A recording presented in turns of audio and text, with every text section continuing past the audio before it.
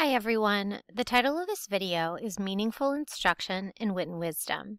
This video specifically focuses on modifications.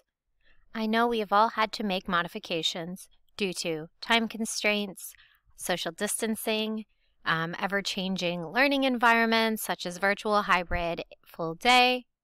So in this video, I really want you to take a mindful look at modifications you've made and plan out moving forward what modifications you make and why you're making those modifications. So at the beginning of all these Wit and Wisdom videos, I want to share a couple teacher resources out. One is the New Teacher Project report, where a group of researchers identified 4 factors for the greatest amount of student learning: high student engagement, strong instruction, great appropriate assignments where the students are doing the work, the rigor is on the students, along with high expectations. I also want to share a resource I have called Who's Doing the Work? It's about making students accountable for their own learning. If you want to copy or to read either of these resources, I can send you the link to the TNTP report. And I also have a hard copy of the text, Who's Doing the Work, if you would like to borrow that.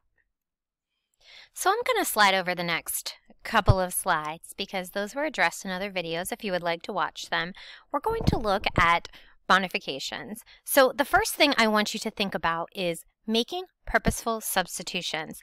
Let's head over to the teacher manual and we can talk a little bit about what that means. So I'm trying to identify a grade I haven't used yet, so I'm going to go into 3rd grade.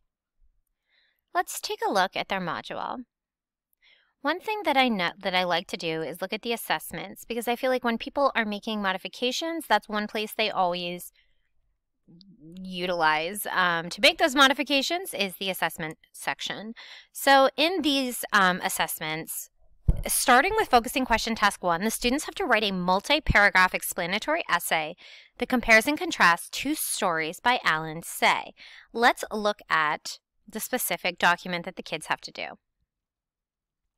Both Grandfather's Journey and Tea with Milk describe the challenges of moving to a new country. How were Grandfather and Masako's immigration experiences similar? How are they different? Write an essay explaining one important similarity and one important difference between the immigration experiences of the 2 main characters. Be sure to support your ideas with details from both texts. Look what the students have to do for their checklist for success. Introduction paragraph, 3 compare and contrast linking words, 3 vocabulary words, writing in a style that is appropriate for the audience, and ensuring subject-verb agreement. So being aware of the expectations for the students, making the students aware, and working through those craft stages so they are able to successfully complete this task. Modifications that you may need to make. Think of what you could do that still makes it purposeful. We are comparing and contrasting. That is one of your module learning goals. That has to stay in there. You have to support your idea with details from both texts. That has to stay in there. Something else that I really want you to be aware of is the type of writing you're doing. This is an explanatory essay. So you need to make sure you're keeping your focus on that genre of writing because that's the craft stages students have been working through. So let's think about some purposeful, meaningful, appropriate modifications here. You know what? Maybe the students could partner write an introduction paragraph.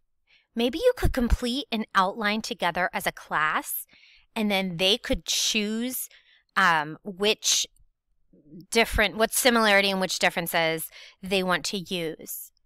Maybe you could create an anchor chart saying XYZ happened in Grandfather's Journey, XYZ happened in Tea with Milk. You're going to choose from this and you are going to generate your essay. Maybe you would have the students verbally rehearse ahead of time. Maybe you would have the students read their essays to each other after they're done and then have them share something they learned from each other, a suggestion they could give. So those are all meaningful modifications that you can make to this without taking away the focus of the learning, which is to write an explanatory essay comparing and contrasting the characters from this text. For example, you wouldn't want to write a narrative about a immigration's experience based on research you've done from an outside source. That is not the goal of this learning. Let's head back and look at more major assessments here. The second one, they have to write a letter. They're creating a narrative here. So this is a different genre than they wrote about in Focusing Question Task 1. But it's going to give you different information as their teacher, require them to demonstrate different learning here than they did from Focusing Question Task 1. They have to analyze an illustration. Choose one figure and write a letter from the point of view of that person. One of your module learning goals in this is point of view. But there's more to it. They have to support their response using evidence from one of the following texts. Establish the situation, introduce the narrator using details, oral history, comma, salutation, closing, subject, verb, agreement. There are a lot of different checklists for success criteria here. So let's think of a purposeful modification. Perhaps if the students are having difficulty pulling information from several different sources, give them a limited choice of the figures in the illustration and give them a limited choice of finding evidence. Say you have to use this. You can only use this text. Pull your evidence from there. Maybe that's still too broad. Have a student, in a small group, maybe point to this character. Now I want you to describe to me verbally what's happening, and I'm going to share it back to you so you can then write it down. That verbal rehearsal is such a huge part of it. So these are meaningful modifications. Rather than completely substituting the activity, you're going to make modifications so you're still hitting those same learning goals. I wanted to head over to a lesson, so when we're looking not only at assessment, but different choices that you make during your instruction, modifications that you have to make. So I came to a lesson in 3rd grade, but I think I am going to change to a different grade level just to give a wider range of perspective. I came all the way down to kindergarten, Module 3, Lesson 13. In this book, the students are doing a second reading of the text, The Little House by Virginia Lee Burton. Our content framing question, they're in the organized stage. What is happening in the little house? Craft question, why is a topic statement important? I always like to read the summary, so that gives me a focus if I need to make some modifications in my instruction. I at least know that I am hitting the key learning goals and I am making sure that I am focused on the right content during the lesson. Okay, so I notice in this, the students have to identify key details. It's something that, they distribute copies, they read with a partner. Students follow along, ask the following TDQs, and ask on volunteers to respond. What words did you hear that describe the little house?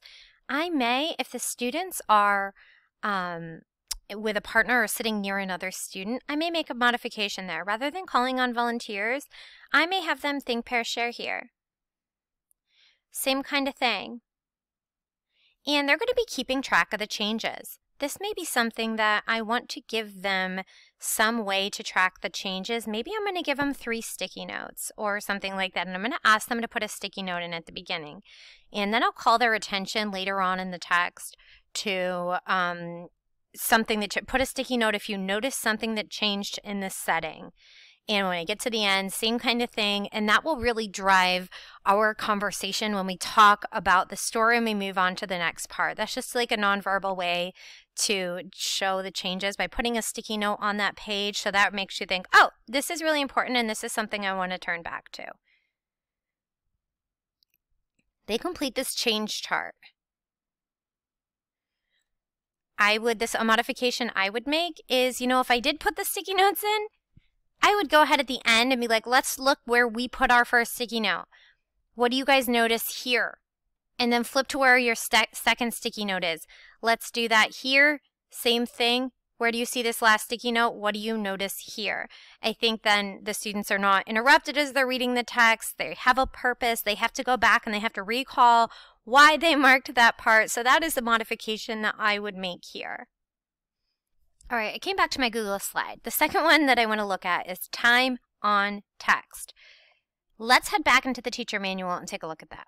All right, I went into a 4th grade lesson because I really want to draw your attention to how Wit and Wisdom gives various directives on students' access to the text. So I picked grade 4 because I know they're going to be starting a novel about halfway, 2/3 of the way through module 3. They're going to be reading Woods Runner. The first day they read it, the teacher's going to read it aloud to them. Read chapter 1 aloud to the students. Follow the same procedures for chapters 2 and 3. So the teacher's reading that aloud to them. On lesson 22, the students are rereading independently. Same chapters. Think about what a great thing that is for them to do because they've had that fluent model of you reading it aloud to them. Now they're rereading it to answer questions. I was going to head down a little bit, and now they're heading into chapters 4 through 6. In lesson 24, the teacher is reading chapter 4 aloud, but look at chapters 5 and 6. Students read chapters 5 and 6. You may choose to read this aloud, have students pair up to read together, or instruct students to read independently while you read with a small group of students who need more support. Remember, our goal is always for the students to have as much independence as possible. I really strongly encourage you to utilize the grouping suggestions that Wit and Wisdom has. I would say if they can read this alone, allow them to read this alone. Have some accountability, have some check-in, but you need to give the students the opportunity to have their eyes on the text. For chapters 7 through 9, they're in small groups and they're reading it together. Again, you're not reading it aloud, whole group. There are parts of this novel you do read aloud, and there are parts that the children read either on their own or in a small group, and you give support as needed. So, in summary, to wrap up about modifications that you've made, I really encourage you to focus on what the learning goals are for whether it's a specific assignment or it's a assessment or it's time on text. Think about implementing with fidelity. If the student's goal is to do this, you want to make sure if you're substituting or modifying that you're still achieving that same learning goal. Our goal is to put as much rigor on the students as possible. So I encourage you, if you're making modifications, as you plan out the next focusing question arc or two, carefully go through those lessons, highlight time on text, highlight groupings, and if you need to make a modification, write it on the side and consider as you're doing that, is this a purposeful modification that's going to achieve the same learning outcome?